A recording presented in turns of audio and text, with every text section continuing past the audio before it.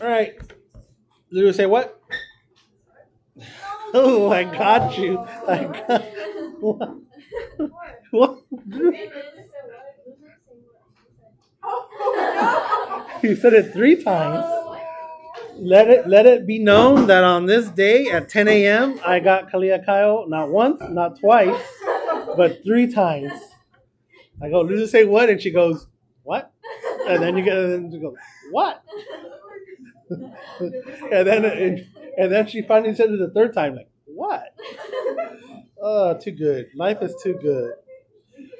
All right, so here we go. I'm asking this question specifically because, hint, hint, you're gonna probably see it tomorrow. I don't know why I'm doing that accent, so I'm sorry. You're gonna see this question again tomorrow, guys. Obviously, I changed a little bit of it, but so yeah. So here it is. I do give you a hint. Bless you. It says determine the limit. Determine whether this exists. It does. They always do. And give the value of the limit if the limit does exist. Man, I can't even talk. So what is your c? The c value is just an x. So I need f of pi over 6. F of pi over 6 is sine of pi over 6. And sine of pi over 6 is 1/2. Yeah, you got to know a little bit of pre-calc, not a lot, just a little bit. And I also need f of, so this is c plus h. So that means pi over 6 plus h. So that is sine of pi over 6 plus h. And then it tells me here that I'm going to have to use this formula right here. So I'm going to use that formula. That's your composite argument property for this. So I'm going to go sine of pi over 6 cosine of h plus cosine pi over 6 sine of h. And if I simplify that, let's see what that is. Sine of pi over 6 again is 1/2 cosine h plus, and then cosine of pi over 6 is square root of 3 over 2, and then I write sine h. What's up? Yeah, I thought I did. Oh, I never sent it. Dang. Did I even insert the insert?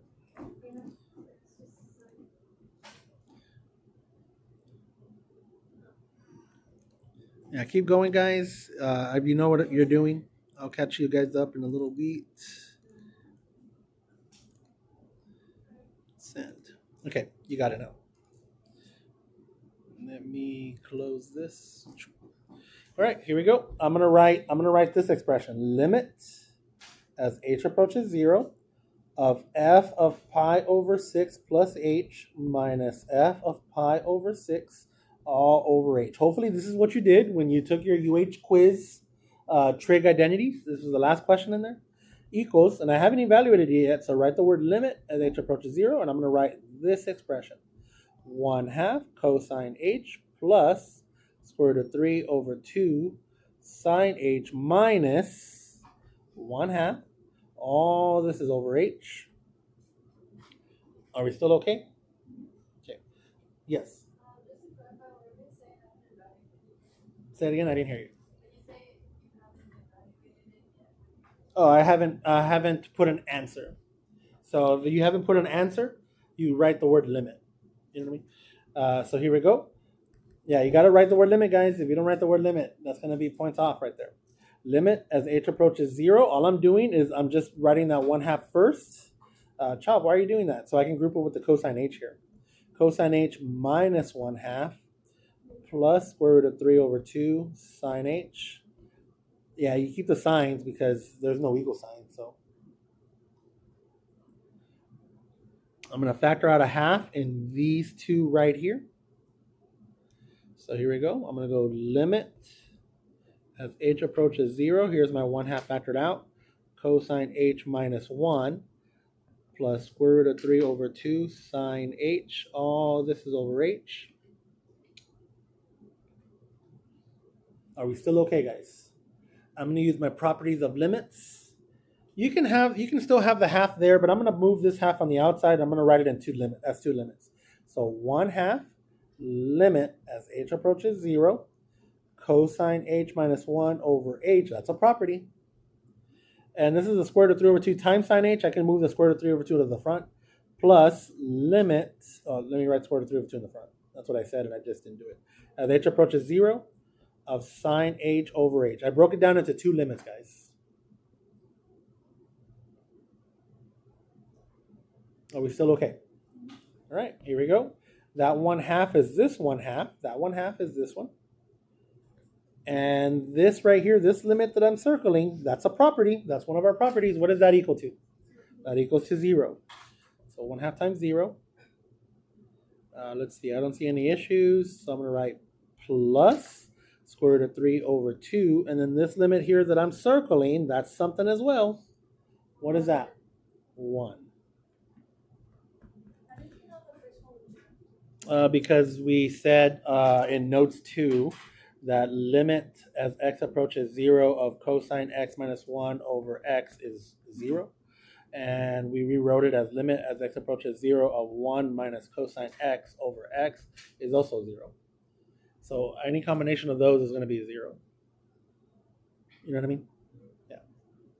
And the only way we get really good at this is if you practice a lot. Like if you keep doing this. All right, so my answer is square root of 3 over 2. I was going to say something, but I forgot. Yes. So why can you move going back, why can you move the 1/2 to Because it's a product. And remember what we said for limit properties? If you have limit as x approaches c of k f of x, you can rewrite this as k limit as x approaches c of f of x. It's a product, so I'm just doing the properties. Does that make sense or no? It's look at your notes too for the, and that's like I put all the properties in a box.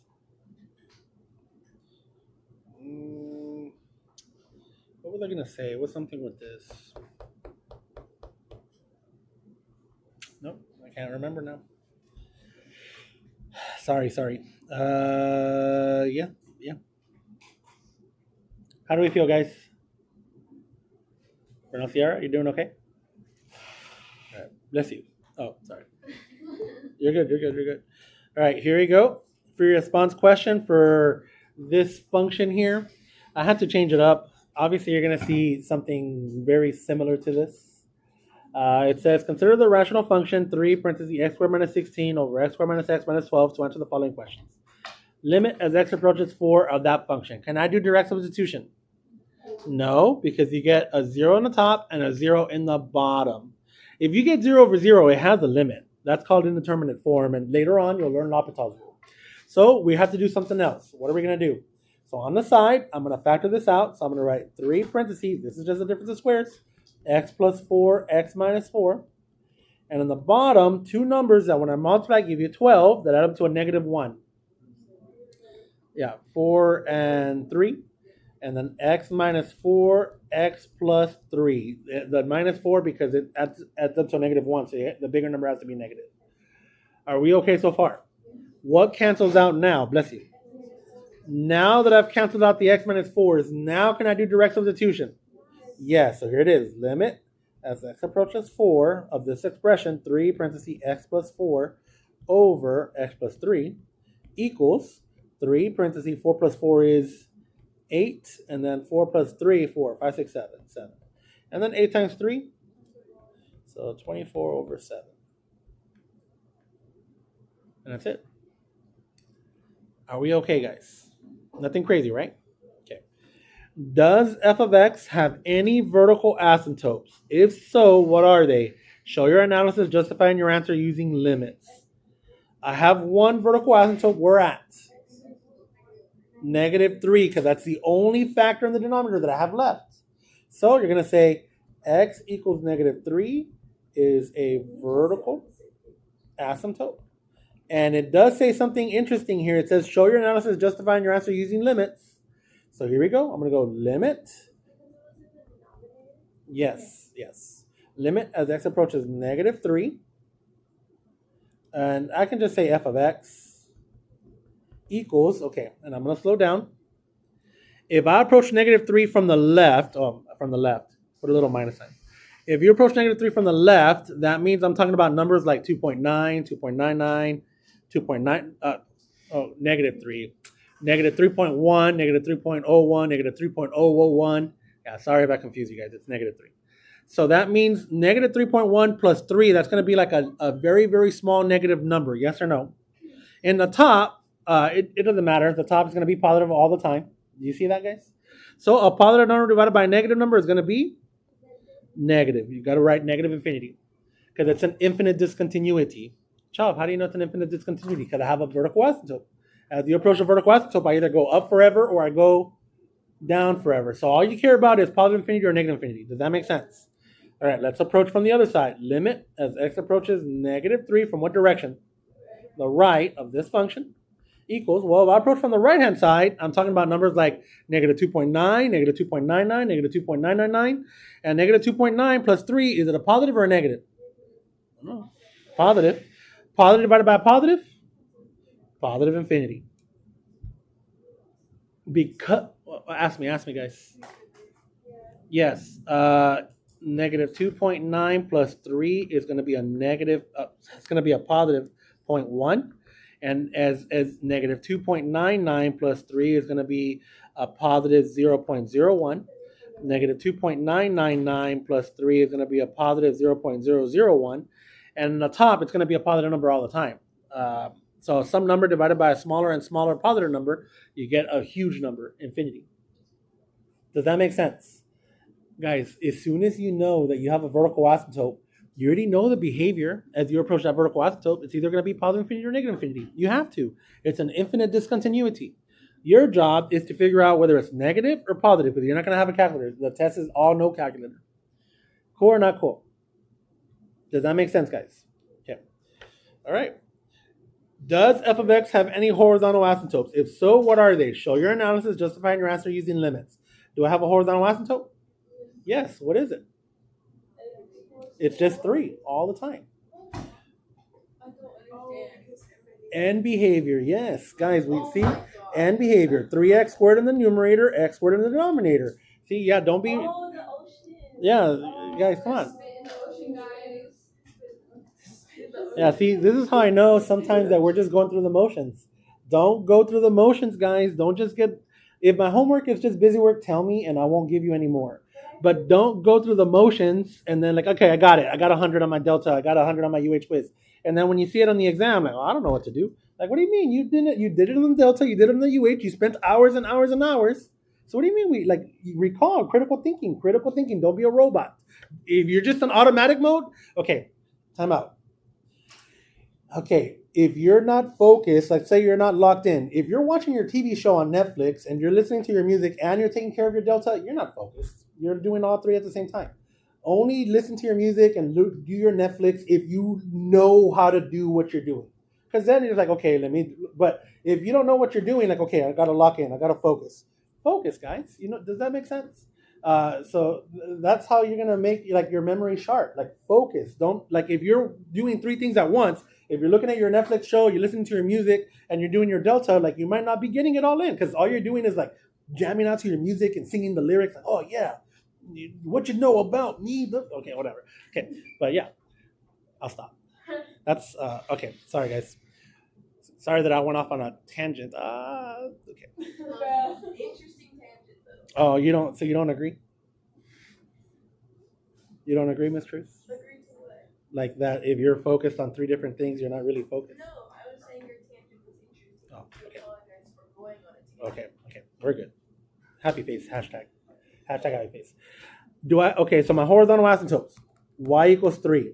How are you going to show that? Go like this, limit as x approaches infinity, this is end behavior, of this function equals 3. Don't forget the other one as well, negative infinity. It doesn't matter on this one because your end behavior was the same. But there's a reason why I'm telling you to look at both. So tomorrow you're going to look at both. Hints. Look at your notes. Do you guys all have a calculus packet? Do you remember that question we did with the horizontal asymptotes, the 2 to the power x, and they had to go positive infinity, negative infinity? It was something like, what value should k be to make this function continuous at x equals 2? This was on your circuit, and use the definition of continuity. I'm going to ask this question again.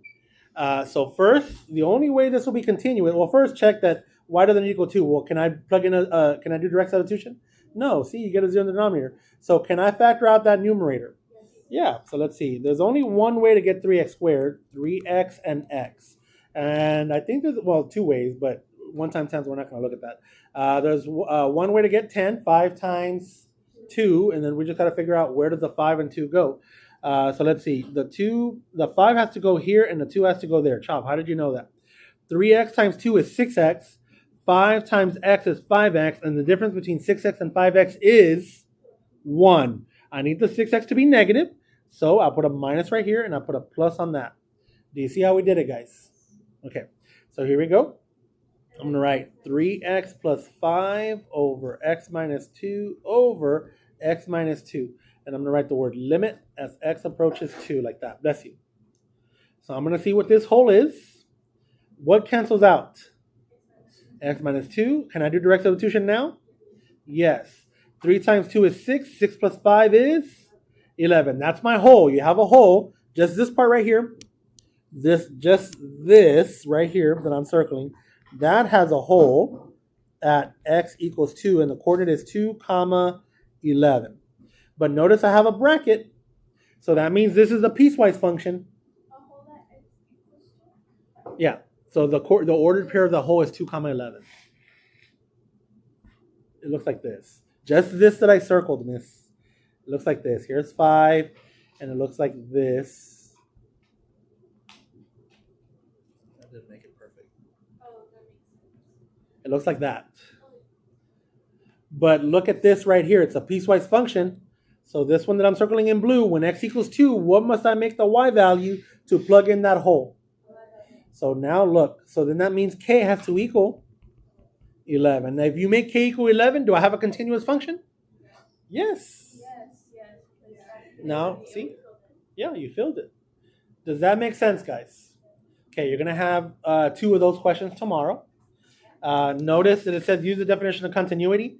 So here it is. Here's my definition of continuity. Limit as x approaches 2 of this function also equals f of 2. You can, if you want, limit as x approaches 2 from the left equals limit as x approaches 2 from the right, which equals f of 2. But this takes care of that. Because if you just write x approaches 2, that means you're approaching from the left and the right. What's up, Houston? Okay. So we're good? Okay. Leon? Okay. Okay. Now this is from your circuit. I don't give you any of these questions. It says find the average rate of change for f of x equals negative x squared between negative 1 and 3. All right, so this is my visual. Negative 1 to 3. So I'm going to go ahead and just draw a parabola opening downward. I'm going to say here's negative 1, and I'm going to say way over here is 3.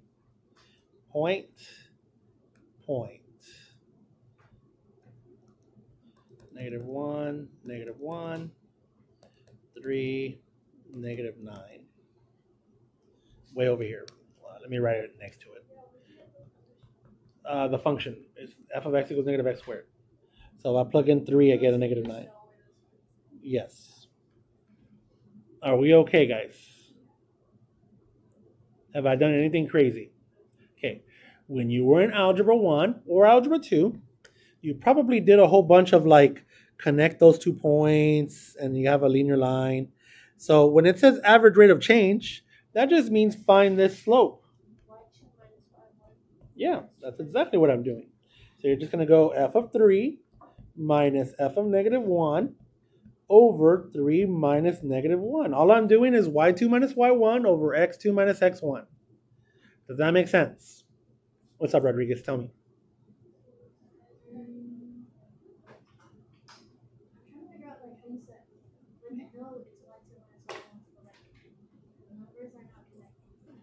Yeah, because they wanted the average rate of change between negative 1 and 3.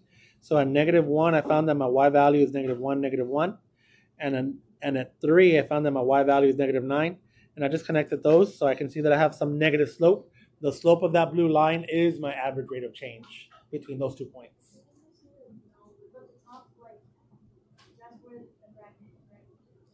Okay, this is in the bracket. Tell me. Oh, this is just y2 minus y1 over x1 plus y1. Yeah, because that's an x value. Well, now I'm going to solve for that, right? Because this is my function. So I'm just going to put negative 9 minus negative 1 in the numerator. I haven't solved anything yet. Did you get those coordinates though? Yeah. Are those just random coordinates? No. But negative 1 squared isn't negative. I have a negative in front. Oh, I see. So it's a parabola opening downward. Okay. So when I put a negative in the front, this is why the calculator, when you put negative 1 squared, it becomes negative 1. Negative times negative is a positive, but if you put a negative in the front, it forces it to be negative.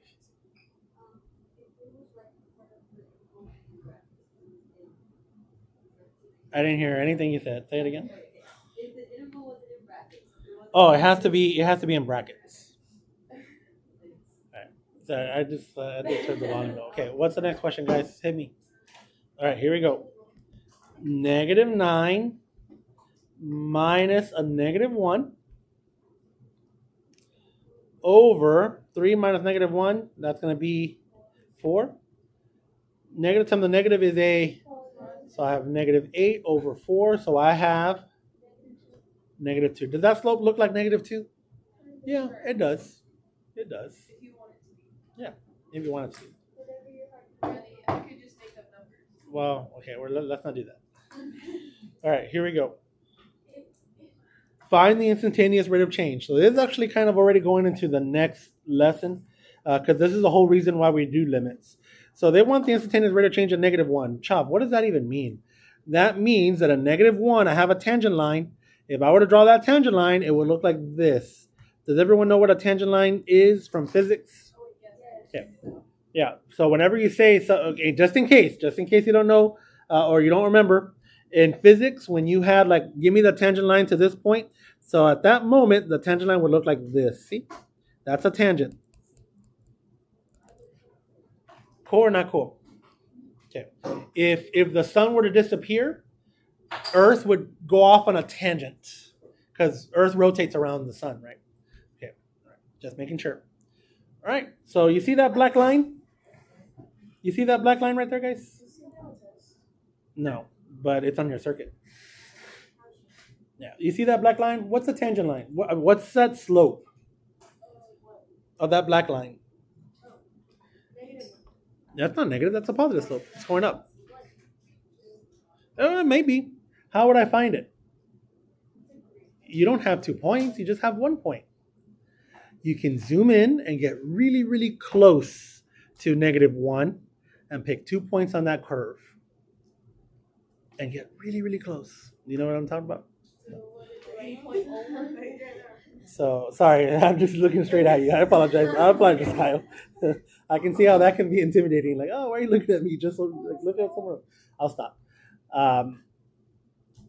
All right, so here's what we're gonna do, guys. For now, later on, we're gonna go ahead and figure it out the right way. For now, I'm just gonna pick 2 points really close to it. So what point am I gonna choose? Well, I know 1 point is f of negative 1 comma negative 1. And then I'm gonna, you know what? We'll use the definition that you're used to. We'll use this. Let's see. We'll use this. Look. Yeah.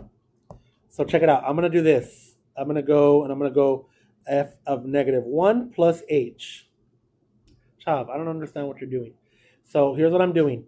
I'm gonna say this is like my quote unquote y2 subscript, and this is quote unquote like my y1. So, Chop, what are you saying y2 minus y1 over x2 minus x1? Do you guys see what I'm doing? No? Yeah, I'm seeing it, but I'm not. Yeah. Yeah. Well, look. You see that negative 1 plus h? I'm just going to plug it in for x because that's what that is. Negative 1 plus h, close it squared. Are we okay? No? Oh. Miss, if I told you that f of x is negative x squared, if I tell you f, you guys don't like happy faces. Let me put. If I tell you f of, no, I said no. F of triangle equals negative triangle squared. So all I'm doing is if I have an expression negative 1 plus h, I'm just plugging it in there. Negative 1 plus h squared. Does that make sense? Okay. No, for reals. What, Cruz? Ask me.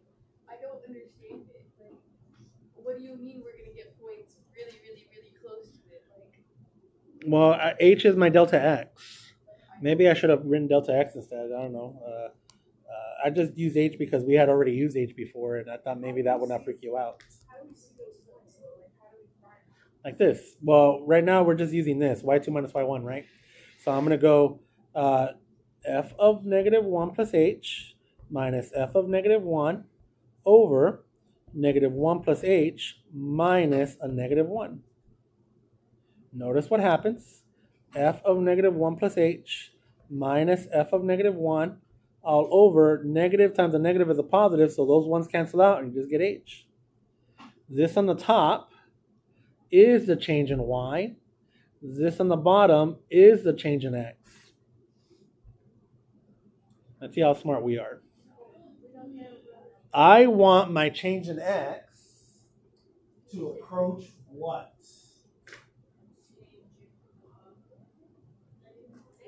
No, not negative 1. I want my change in x to approach. No, change. Okay. Change in x, guys. I want the gap. Like, maybe I'm asking wrong. Okay. Let me see. How can I ask so we can understand? Yeah, look. Negative 1, comma, negative 1. Negative 1, negative.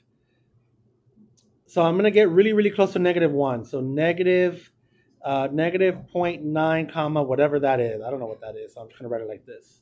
Negative 0.99, comma, f of negative 0.99. What's approaching 0? Delta x. Thank you, Miss Houston. I'm getting closer and closer to negative 1. The change in x is approaching 0. And that's how I find my instantaneous rate of change. H approaches 0 of f of negative 1 plus h minus f of negative 1 all over h. Yeah, tell them. I think of like the limit. You know how we do like the approach from the left? So it's just getting closer and closer to 0 if you're at -1. Yeah, right at negative 1, the change in x is 0, right? But I can't divide by 0. So this is why we do limits. And don't worry, we're going to do it again. This is not on the test.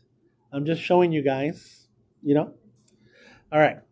So what do I need? I need f of negative 1 plus h. Well, look, here's the algebra. Just do the algebra. Negative on the outside, parenthesis. I'm going to square this. Negative 1 times negative 1 is 1.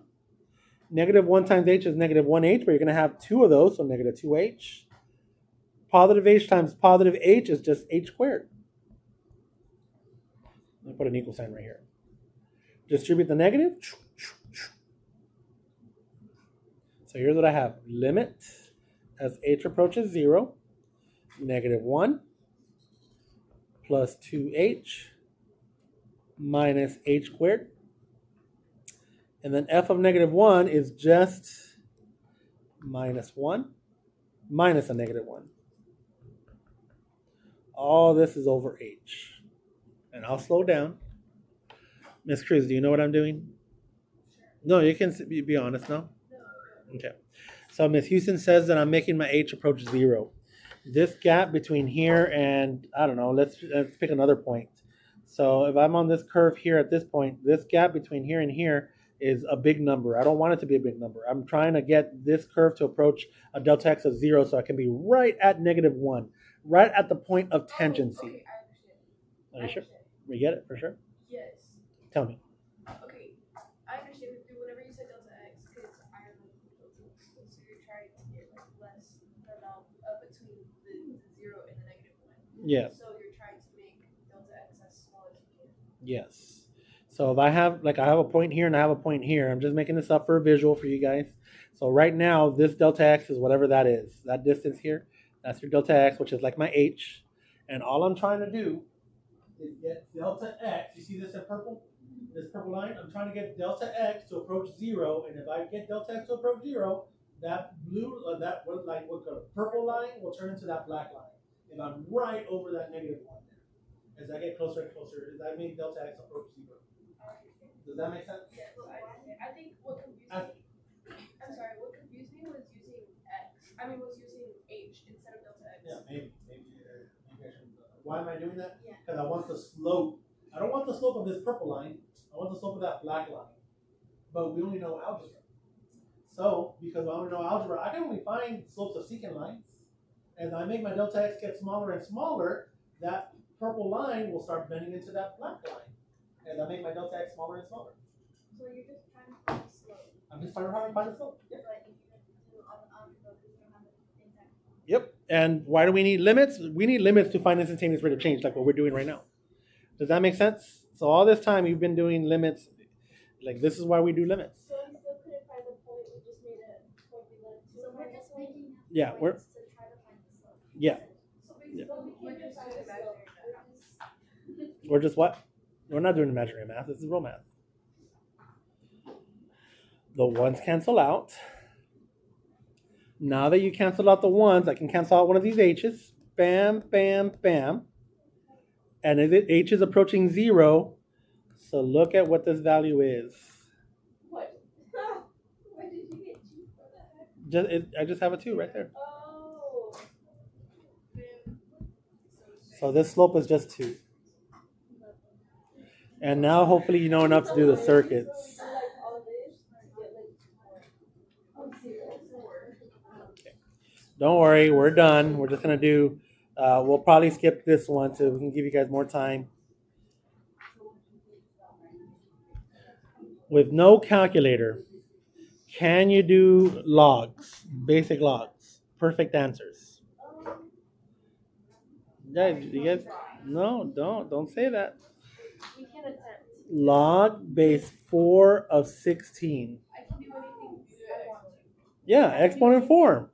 4 to what power gives you 16? So this is 2. Yes, we can do it. Yes. Come on, guys. Yay! Okay, I understand. What is the slope of the tangent lines MSA and instantaneous rate of change for f of x equals x squared and x equals 3? All right, I'm just going to set it up for you, and you don't have to worry about it yet. If it kind of makes sense to you, you're winning. If it doesn't make sense at all, we're going to have another lesson, a formal lesson. So look, I need f of 3, and I need f of 3 plus a little bit past it. So h is like delta x. So here's the setup. Limit as h approaches 0 of f of 3 plus h minus f of 3 all over h. y2 minus y1 over x2 minus x1. Okay, that's all I'm going to do for now. That's not on tomorrow's exam. Well, not formally like this. You're not going to... It's. Hold on, before everyone comes at me. It's in the exam like this. See that? This you did without a problem. I didn't call that an instantaneous rate of change, but that's what it is. We're not there yet. Relax. It's in there like this. It's in there like this, as in one of these. But it's not in there like, give me the slope, give me the instantaneous rate of change, so you don't have to worry. Are we okay? See. Okay. Last one, and then we'll call it a day, and you'll have close to an hour to do what you got to do. Find limit as x approaches 3 from the left-hand side. Okay, without even doing much thought. I hope that it's automatic. Do I have a vertical asymptote at x equals 3? Yes, this limit does not exist right off the bat. So if it's free response, you just say does not exist, and you are in the clear. Wait, I thought you said if we ever get 0 and then numerator and denominator has Do I get 0 in the numerator and denominator? No, you don't. Oh, no, it has a 3 on top. Yeah, you get a 0 in the denominator, not a on the top. Okay. You're good, miss. If it's multiple choice and you don't see that answer, you'll probably see the behavior answer like positive infinity, negative infinity. Is this positive infinity or is this negative infinity? Let's see. So if I approach from the left, I'm approaching 2.9. Yeah, you're right. It's positive. 3 minus 2.9 is 0.1. 2.99, 3 minus 2.9 is 0.01. 2.999, 3 minus 2.999 is 0.001. Some number, like 3 divided by a really, really small number, is going to be positive infinity. Do you guys see that? Or positive infinity. And it does not exist because the denominator is 0. It does not exist because I have a vertical asymptote. VA. Infinite discontinuity. And we have a vertical asymptote with the denominator is 0. Yes, but be careful because if you have a factor that cancels out a numerator and denominator, then that's a whole, not a vertical asymptote. Can we do that, guys? If you have a factor and a common factor in the numerator and denominator, then you have a whole, not a vertical asymptote. So that's like when we did this. X minus 4, X minus 4, you have a whole at X equals 4. Okay. All right. Tomorrow, you will see some of these questions again, just written a little differently because I don't want to give away the test, right? There will be corrections, so don't, there will be corrections, but try your best, guys. Cool? No, it's on paper. All the exams this year are going to be on paper, other than the mock exams and the BOY, MOY, EOY. Cool. 20 questions total, 1 bonus. So 19 total questions with 1 bonus. Yeah, the whole period during lab. All right, we're done, guys.